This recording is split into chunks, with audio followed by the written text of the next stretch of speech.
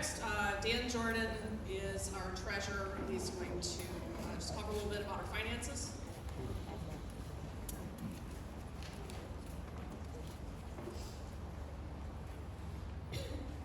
Thank you. First, let me say, I really do appreciate everyone here for last year. You can't hear me? How about now? For last year, we ended fiscal year 2022 with 0 outstanding dues. I've been on boards before, I've never seen that. So thank you, and I really hope you continue that. Not only has this provided us with the necessary funding to meet operating expenses and keep the community safe and beautiful, which it is, thanks to John and also everyone here, but it has afforded us the opportunity to maintain a healthy reserve fund balance throughout the year. This balance ensures that in the event of needed improvements or costly unforeseen contingencies in our community, we can preserve and continue our way of life here with minimum interruption. If a road sloughs off the side of a mountain, that fund's there to make sure that people can get to their homes as soon as possible, things of that nature. So thank you for that also. In the letter that was sent out, you had a budget summary. It broke down the expenses and revenues. And due to this reserve account and expected revenues and so forth, we do not see a reason to increase dues in the upcoming year. I have to pay it too. We don't know, with everything going on in the country, with inflation and everything materializing can happen that can put us out of that category, so we hope that doesn't happen for next year, but we'll try to maintain it.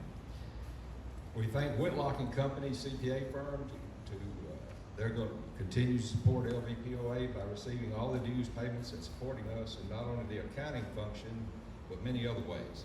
They've done an outstanding job in the past, and I'm sure that will continue. Thank you.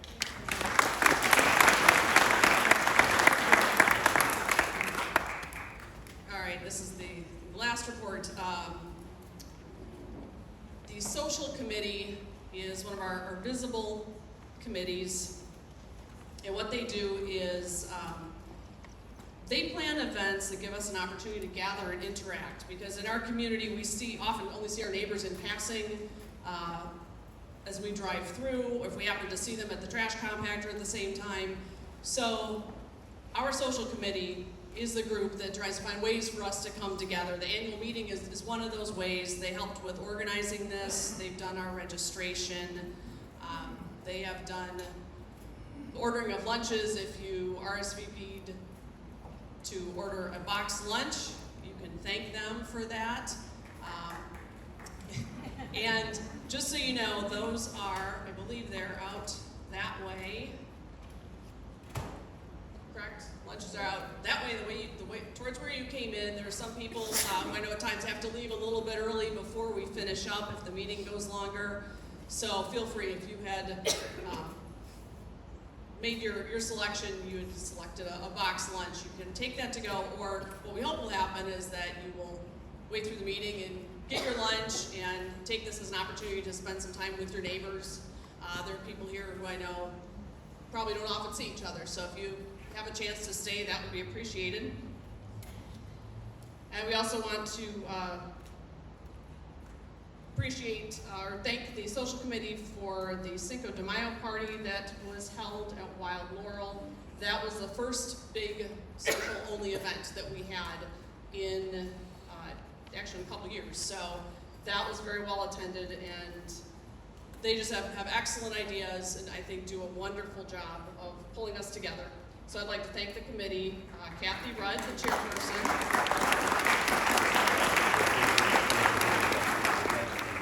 Danny Allen, Sharon Kurtner, Karen Everly, Becky Goodman, Susan McCollum, Janice Philippi, Jan Witt, and Carol Mulder. And just to be sure that you receive any of the information that we're talking about, whether it's invitation to an event, if it's a newsletter, access to the website. Be certain that you are registered at laurelvalley.org. And I have to thank everyone who has registered. That's huge. We've just had a great participation in that website. That's where you go for all the information. Like Tim said, all of his newsletters are there. That's also where we have information about the community. There's a member directory and also minutes from past meetings from the last couple of years at least. So please keep in mind that that is there for resource. If you have any problems accessing it, or if you thought you were on it, you're not getting things, please let me know. And I can be reached at secretary@laurelvalley.org. That's also where, if you have other questions, again, feel free to reach out to me. So being that that was the last board member report, we do now have time for questions. We're going to limit this to 30 minutes. Again, we want people to have a chance to speak, be heard. Physically, we want people to be heard, so we would like you to come to the microphones. We know you can't hear well otherwise. Each speaker is allowed 3 minutes. And we're going to ask you to state your name and your Laurel Valley address. And again, we're going to limit that to 30 minutes.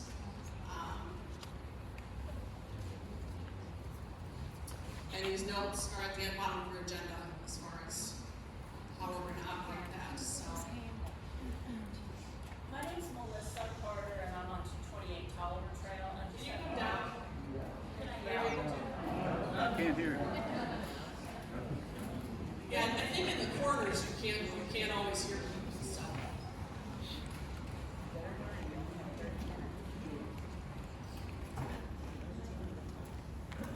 I'm Melissa Carter. I'm at 228 Tolliver Trail.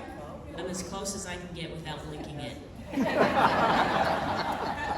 2 quick questions. One, how many people normally vote when you send those things out? Because if we're only getting 100 votes anyway, you may have to change it in order to be able to get anything done.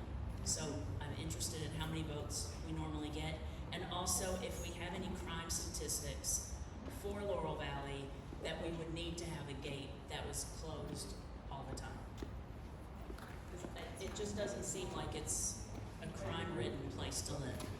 Julie, I can answer the first part of the question. Okay. Yeah, if you come down, that'd be great.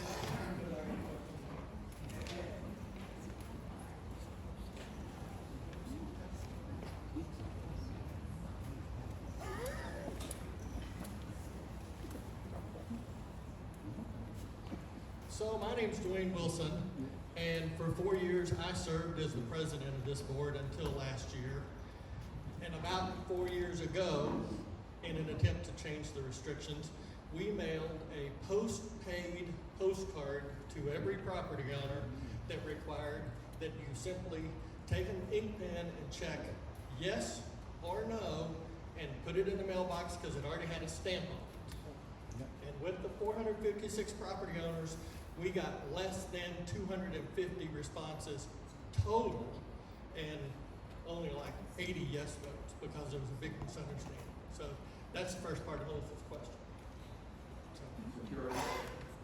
Okay, do you have any insight on the security side with what you were president, you were Brian? I don't, as far as I know, we've been here 8 years and maybe those, the sheriff might know, I don't know of any break-ins as long as I've been here. There were a couple of drunk fraternity parties, I think, a couple of years ago, but. Why don't we ask him? Yeah. Do you have any insight on the office all down here? Personally, what I do warrants, so I don't really know. Right. Now, if you got a warrant, I'm coming. As far as I work day shift, so we're not really a whole lot on days. But you're evening and nighttime when everything gets exceptionally busy. And it's mostly Townsend, if I stay over and work like I am today during the evening, I hear mostly probably Wallen, Top World, where it's at, Pulaski, if you didn't know what that was, all the way down, mostly down towards on the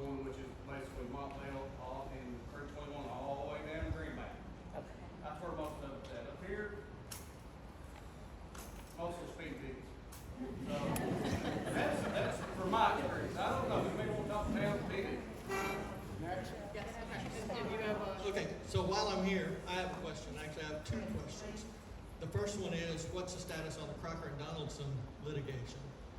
The second question is, I don't know if you all are aware, but after I left the board last year, I have the documentation, I can prove this.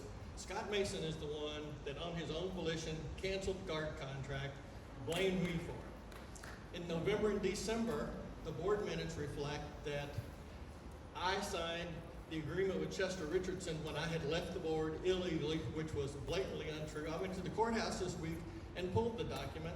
Melanie prepared the document, and as a matter of fact, it was just a blatant lie by Scott Mason once again in a board meeting. And so my question for the remainder of the board is, how many lies does Scott Mason get to tell?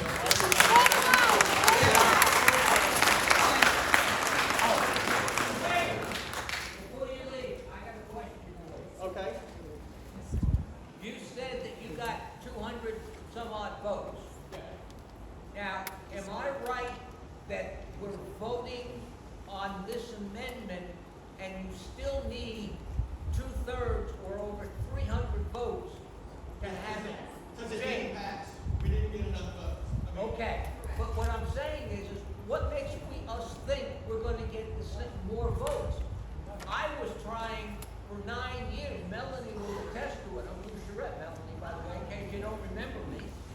Melanie and I spent a lot of time together, but the point is, it's impossible to change these things because we won't get those votes.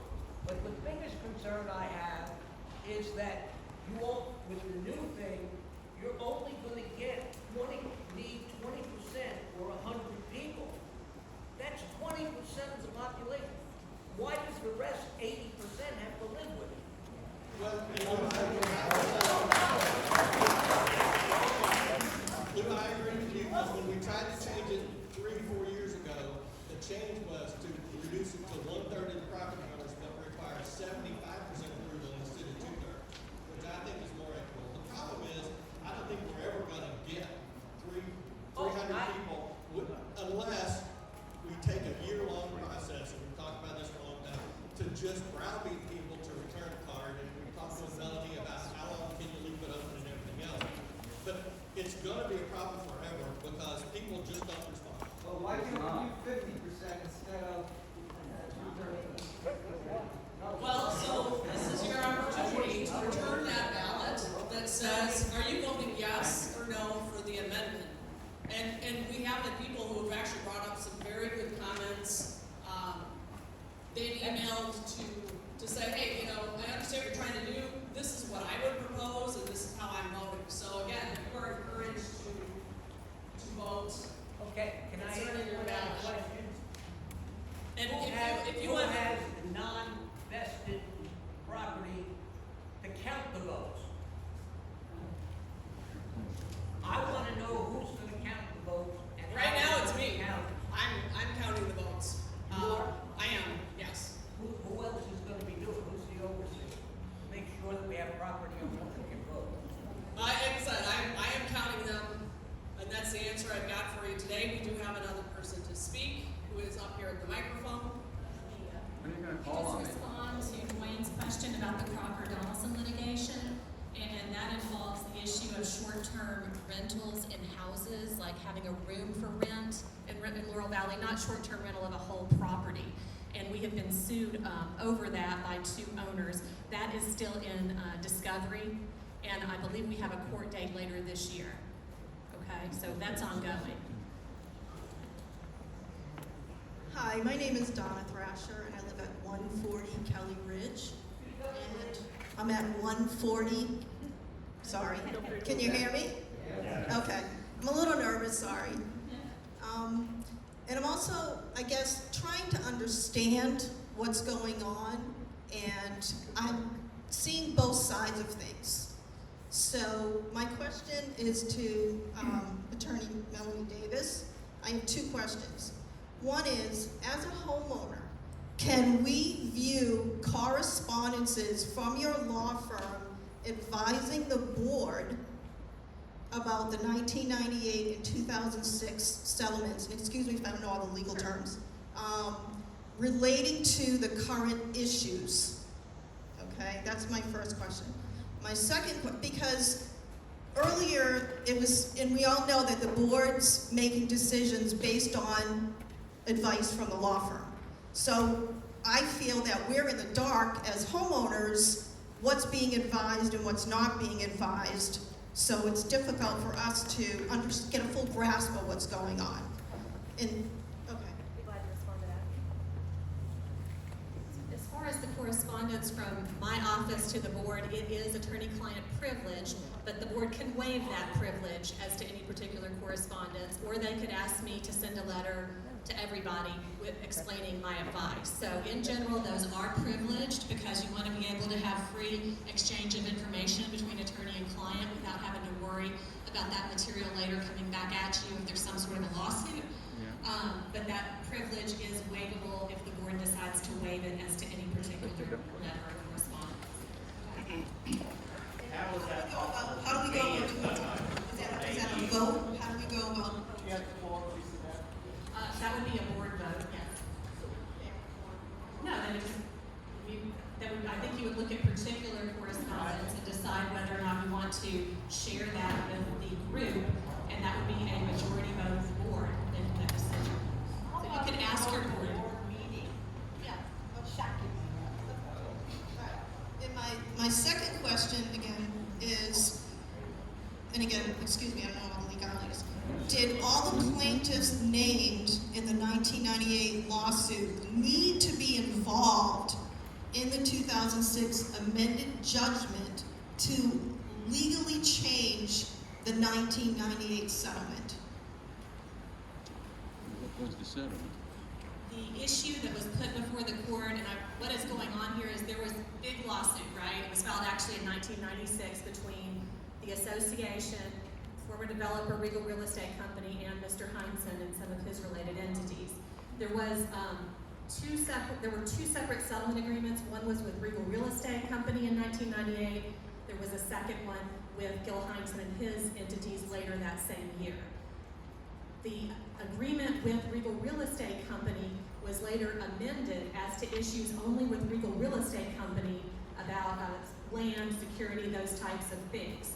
So that was presented to the court by motion. The court was satisfied that all the necessary notice had been given, and the court entered the order changing the Regal Real Estate order, basically saying that instead of having the security provided for in 1998, which was manned security under certain procedures, that instead there could be reasonable security as determined by the board.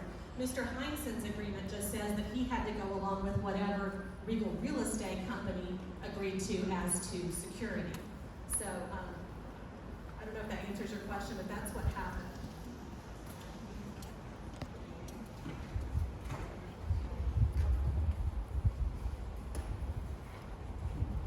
So, we have talked, and I am not calling you out, but there's a gentleman behind you who I've not heard from.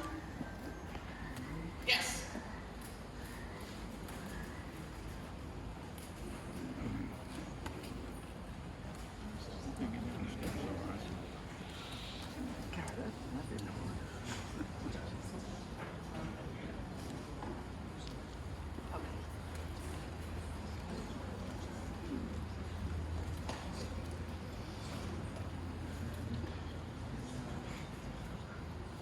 I'm John Randolph, 146. You do, John. Can you hear me now? No.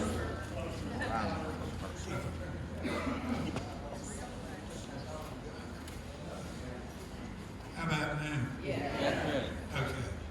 I'm John Randolph, 146 Tolliver Trail.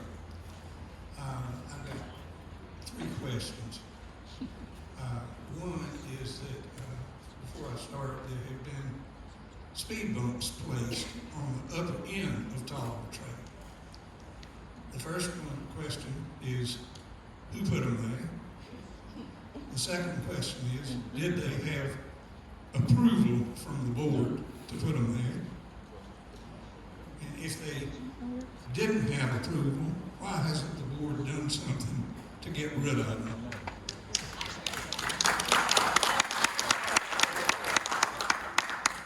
And actually, I do have an answer to that.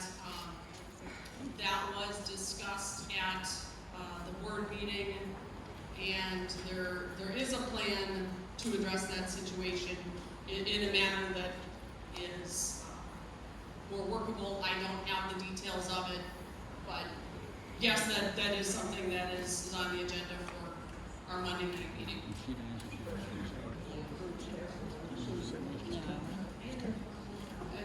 As far as I know, did they, okay.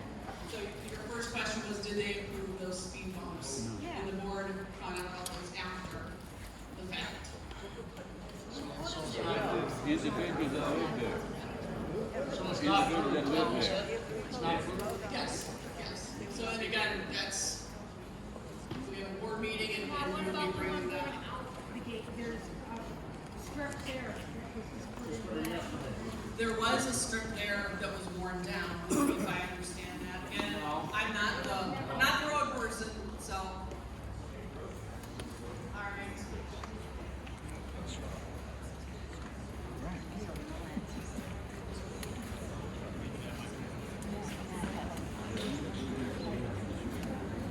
Put your phone ready in case my battery. All right, I'll start off by saying, when this was originally formed, there were 202 property owners.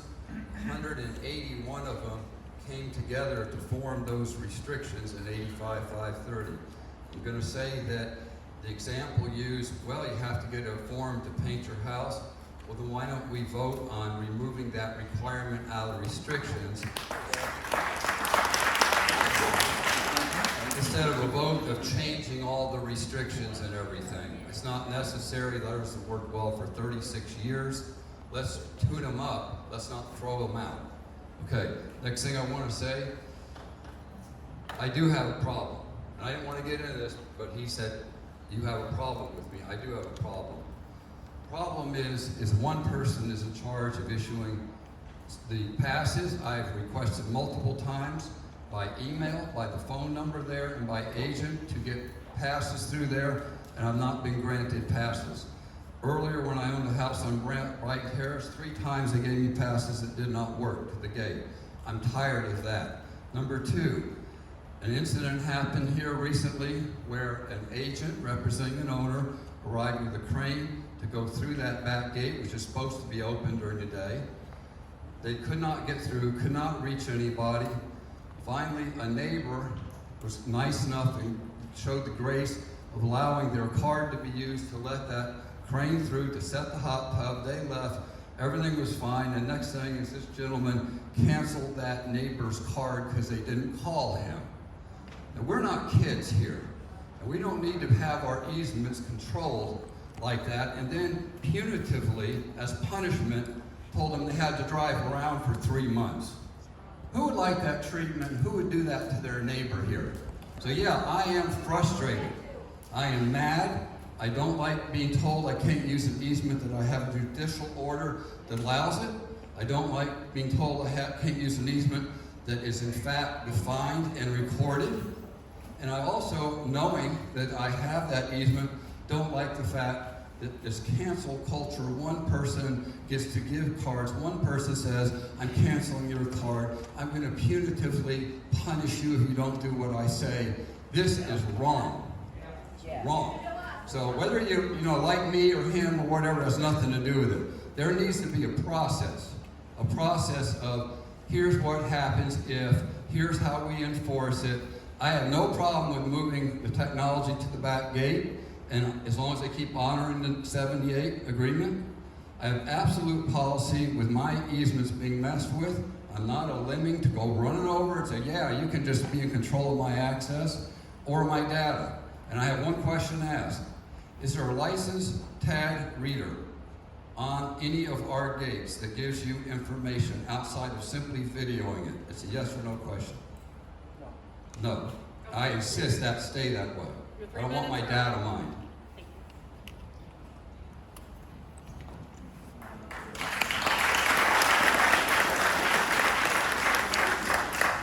I guess I have no choice but to answer these questions. Back when the gate issue came up, we had issued the key cards. When we issued the key cards, we strictly said, you can't be giving these out to me. You can't just loan them out. Okay. Wasn't me that made that decision, it was a board decision. We unanimous. You go back and look in the minutes, you'll find where we unanimously voted on it. There was a letter sent out to everyone that had a key card. All it said was, don't loan this out, basically. If you do, you're subject to suspension of your card. Simple. They loan their card out. I have the video of it. I saved it. If the crane had been a fraction of a second slower, it would have cost us thousands to fix that game, because it was done willy-nilly. If they had called, we would have been glad to, but no one called. I went back, I looked, no one called. No one called them. They didn't call us. They didn't say, hey, we got a crane coming in. We do it all the time. We unlock the gate, we lock it open. Call who? How do they call? Who do we call? We pay our dues. I called the number, no one answers. Who do you want us to call? We're gonna do a part of our bear. I mean, who? Obviously, 80-year-old. obviously, you don't understand how to talk to people. Because you keep interrupting. I keep getting interrupted. I can't make a statement. You know what? If I've done the best I can do, I've not done anything on my own. No cards are given out because I choose to give them out. We just want to know who to call. We don't understand on the who to letter. call. On the letter. Yes, when the cards were given out, there was a letter. There's also other means of getting in touch with us. My name was all over everything. No one ever called me. We can go back and look at it. I've got all the documents from 20 years ago.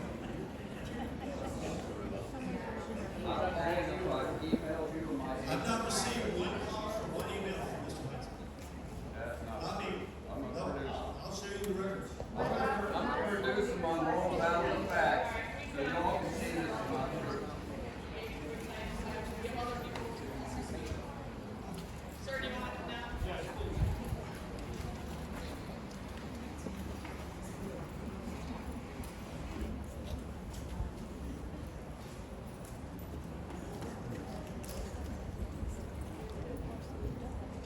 Thank you for the opportunity to speak.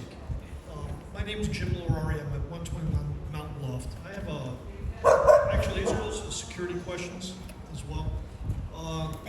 Just a little bit of historicals. Obviously, back in the day, we did have the security, which was evening security, essentially. It never really accounted for daytime access to Laurel Valley. Understanding that we're a public-private entity, effectively, with the golf course, that we need to have public access. Our security systems simply don't address a true security nature at all today because of the public access. There is a simple way to address that if we don't have guard gates, which I do believe at one time we had a big problem. We didn't have a real protocol for our security guards. That's why we had people sleeping at night.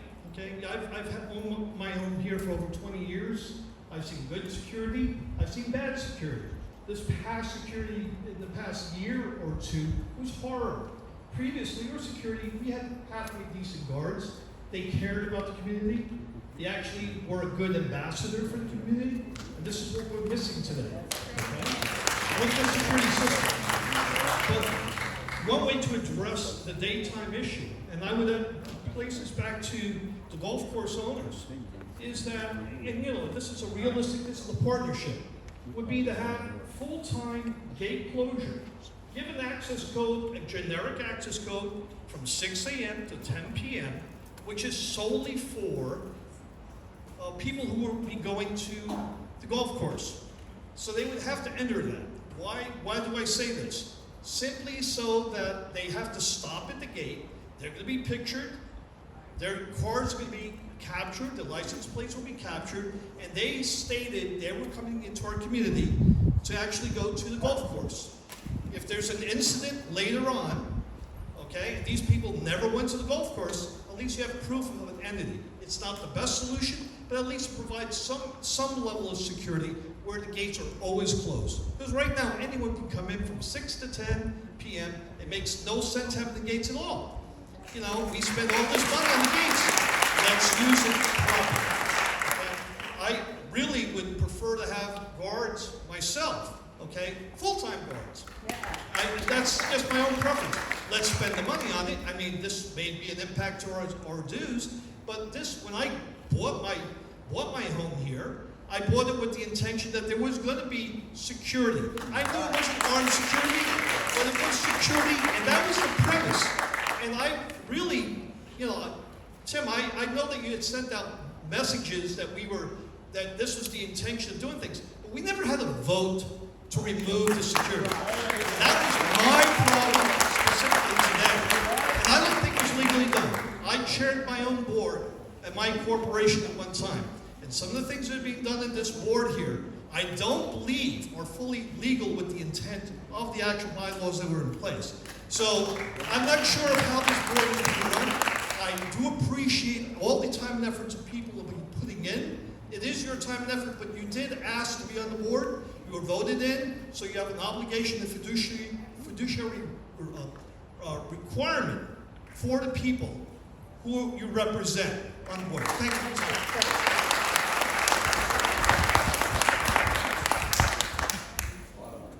You got a question? One more. Whoops.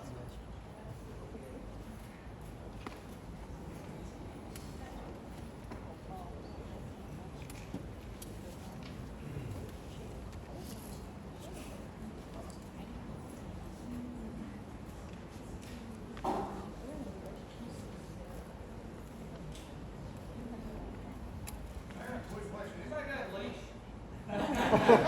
Oh, there's Rope or anything? Hi, my name is Laura England, and I live at 228 Ace Gap Road. And I want to know what steps need to be taken to have Scott Mason removed as president of this board.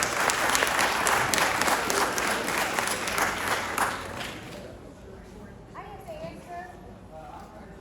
Okay?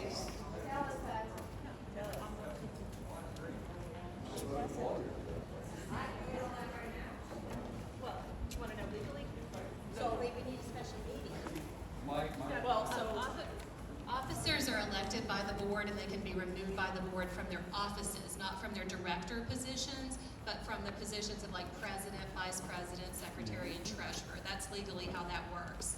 You guys elect a board, the board elects the officers, the board can unelect the officers.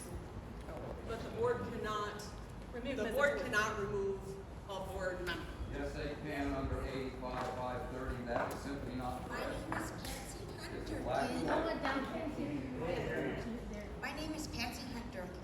I live at 321 Quail Lane. And Speak up. I would like to, A little bit louder. I would like to motion for a special meeting to remove Scott Mason, Tim Stringfellow, David Rudd, Julie, for a special meeting so we can vote to remove these 3 members. Why? Because they have failed their fiduciary duties. If you go to the, You're the one that stood up and wanted to be put on the ballot, too, I know. pardon me? You're the one that stood up and wanted to be put on the ballot. I understand that.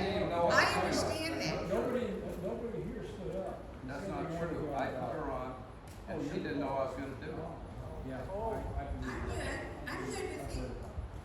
So I have all this information. It's what every board member needs to know. The board members are, excuse me, I'm nervous. They have to abide by fiduciary duties. And there are 10 top ways to get investigated by the state. Several of these ways is failure for fiduciary duties. You can find all this information on the webpage, but right now I would like to motion for a special meeting to remove these people.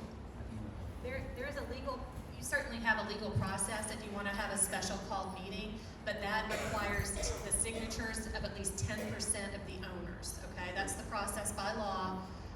It's not something that you can do by a motion and a vote and a meeting. But if you want to do that, you need to collect signatures of 10% of the meeting. You can collect it whenever you want to.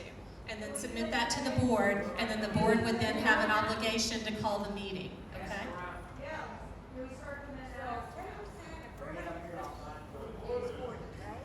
Does anyone have paper? That's fine. How do you expect people to make a decision about this without any information except they didn't meet their fiduciary relationships? Okay, I can tell you from where I speak. There was an incident on our road, on ASCAP Road, where Scott Mason came down to observe a homeowner's pet who was off leash. 3 times he tried to, on his motorized vehicle, to run the animal over. He threatened the homeowner that he was going to shoot the dog if he got the opportunity. When the gentleman who lives next door to us objected, he pulled up his t-shirt, showed that he had a gun, and he says, I have a gun. To me, that's threatening the homeowner. He was not elected sheriff. He's supposed to be the board president. He is not supposed to be patrolling the area with being armed and threatening individuals. That is my reason for getting this man off the board.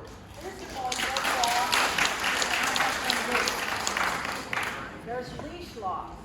There are leash laws, but that doesn't But constitute I have killing the animal. Microphone. Cross your dog also. Ma'am, do the microphone. We can hear you. After that incident, I got a phone call.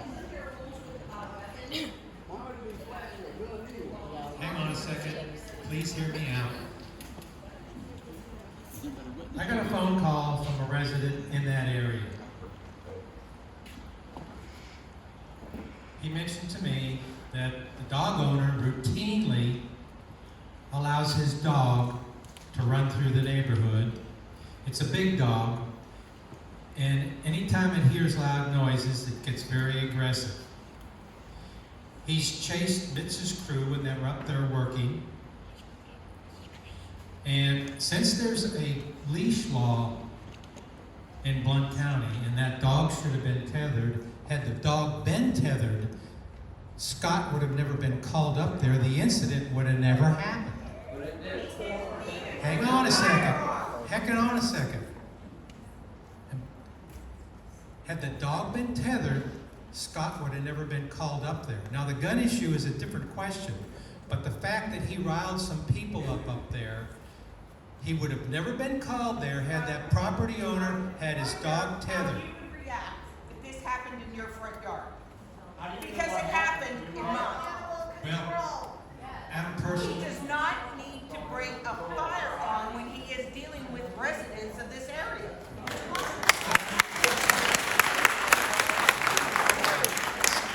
you know, our time's up, and Scott's not here to defend himself. Yeah. Here's my recommendations, everybody. Hang on a second. I've been on the board 2 years, and at any board meeting, I've never seen anybody in this audience come and speak to the board about a concern. What I have seen. That's not true. I showed up at your board meeting. That's not true. I showed up at your board meeting. You know, I was Are you there. Wayne Sneed? And yes, and then you Okay. shut me down. Wayne is the only exception. Thank you. Okay. If somebody has an issue or a solution to the problem, I'm talking about a credible, workable, provable solution to a problem, I would encourage you to ask to come to the board meeting and speak to us. But what we don't appreciate is people getting on social media and complaining about something when they haven't had the courage, like Wayne Sneed, come and speak to us. Now, you may not get your solution because the board doesn't vote for it. We have a meeting the second Tuesday of every month. Where's that? It's on the website. It's on the second Monday of every month. It's had at the guardhouse, the gatehouse upstairs. And you can ask to be put on the agenda. But I tell you in advance, if you come to a meeting and you want to talk about a problem, you best be prepared with a very workable and credible solution. And put it in writing. Huh? Leave his gun at home. All right, again, Scott is not here to explain this. We've said what we could say as the board. Who was not there? This is a question section. We need to continue to move on with the rest of the meeting. Well, we need to do the, announce the election results.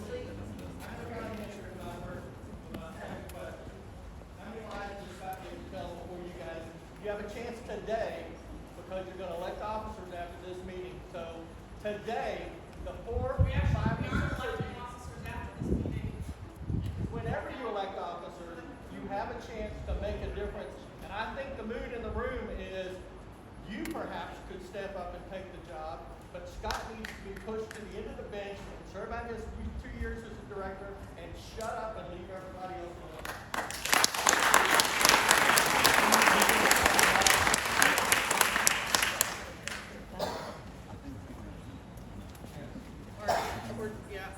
All right, one more question. You'll be the last one. You've got 3 minutes. One more question about the security. One more just simple question about the security. The guards, how they declined over the past year or two. Did the board ever look at any other security companies, get proposals or anything from any other security companies about replacing that security company? Yes, And staying with the guards. We got, She's ready. You're late. Called 2 other companies, one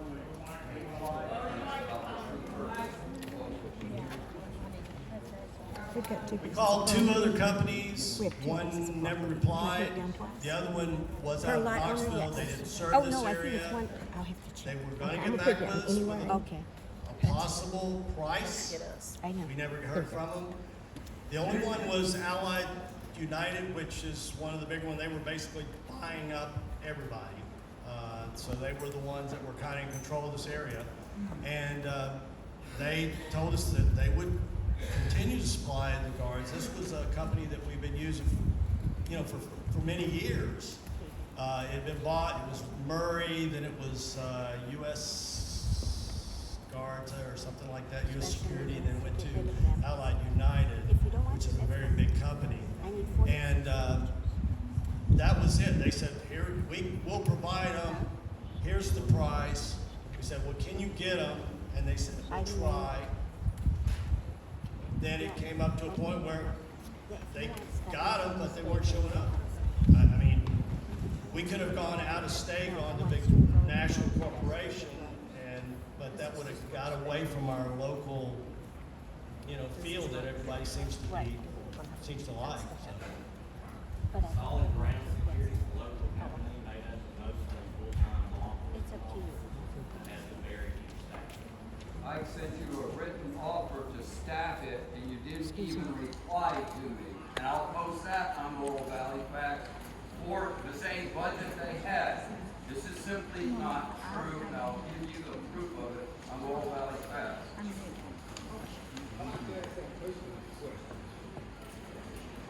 Mr. Heinzen, you can provide any letter that you want, but you can't prove that you sent it to me or that I got it. Oh, God. Send it to your attorney, so I'll prove that. How's that? I'll prove to you I sent it. So the next item on the agenda is the election results. What happened to other questions? We had 30 minutes for questions. And we're well over 30 minutes at this point, so we're not here all day. We have our elected board members are Randy Hatch and Jay Scheinfield. I do have the vote count. are interested in that. All right, so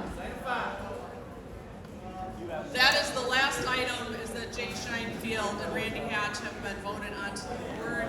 Do I have a motion to adjourn? We have a motion to adjourn the meeting, and we have a second. Thank you.